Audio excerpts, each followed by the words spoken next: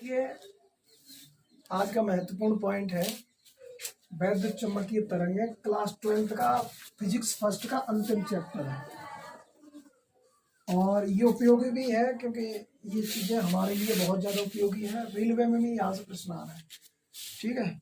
तो सारे बच्चे इसको एक बार में नोट कर लेना, है ना। और मोबाइल वाले भी नोट कर लेना। सुनना तो आता है ना, कुछ व्यवस्थाओं का अभाव है ना। और थोड़ी सी थकान भी है क्योंकि लड़का बीमार है तो सोए नहीं, तो बोलना मत, है ना। वैद्युत चुम्बकीय तरंगों का स्पेक्ट्रम है ना, स्पेक्ट्रम का मतलब अ ग्रुप ऑफ समूह। जैसे रंगों का स्पेक्ट्रम पढ़ा है तुमने, इंद्रधनुष में कितने रंग होते हैं, बेजानी है पीनाला। स्पेक्ट्रम मतलब रंगों का जो ग्रुप होता है, ठीक है। ऐसे ही वैद्युत चुम्बकीय तरंगों का ग्रुप है एक। इसका शॉर्ट ट्रिक ये है ए गा पर अब सूक्ष्म देखना। ए का मतलब है एक्सरे तरंग है, और गा का मतलब है गामा, प का मतलब है परावैंगनी, पर का मतलब क्या है परावैंगनी, ठीक है। और रा का मतलब है रेडियो तरंग है। अब का मतलब है अवरक्त किरण है। सूक्ष्म का मतलब है सूक्ष्म किरण है, और देखने से संबंधित है दृश्य किरणें या तरंग, ठीक है। ध्यान देना, वैद्युत चुम्बकीय तरंगें एक दूसरे के लंबवत होती हैं, ध्यान रखना। कई बार आ जाता है कि सब समांतर होती हैं, लंबवत होती हैं, है ना। और जब लंबवत और ये होती है तो इनको बोलते हैं अनुप्रस्थ,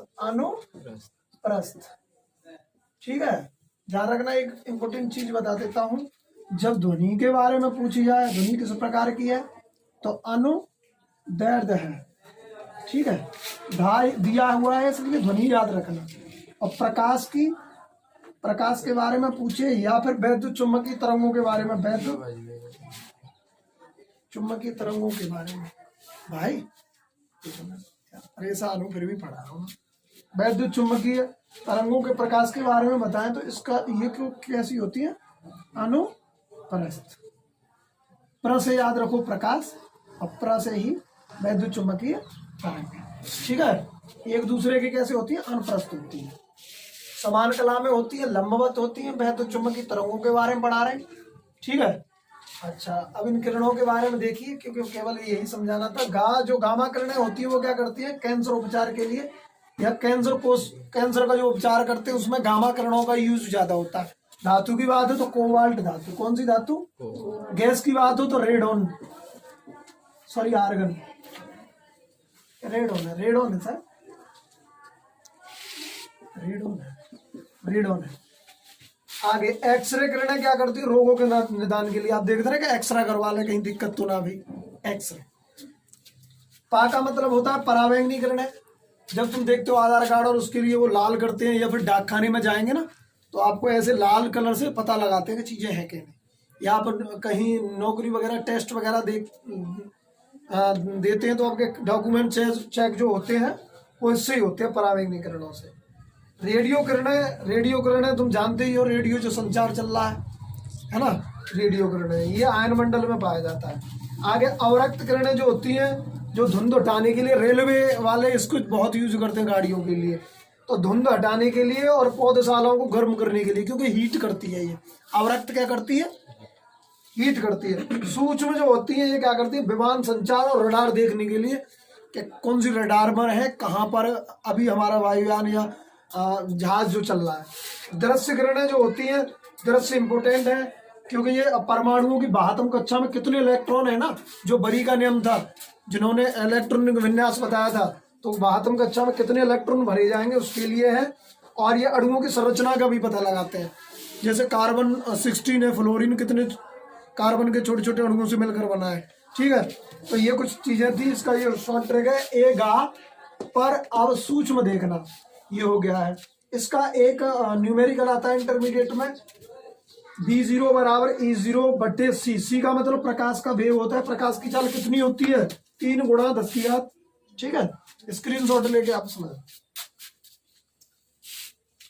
हाँ तो ये जो प्रकाश की चाल होती है कितनी होती है, 3 × 10⁻⁸ -8 है प्लस के 8 है, -8 है, एक मिनट चेक करने में क्या जाता है, प्लस की 8 है, माइनस की सॉरी, है ना।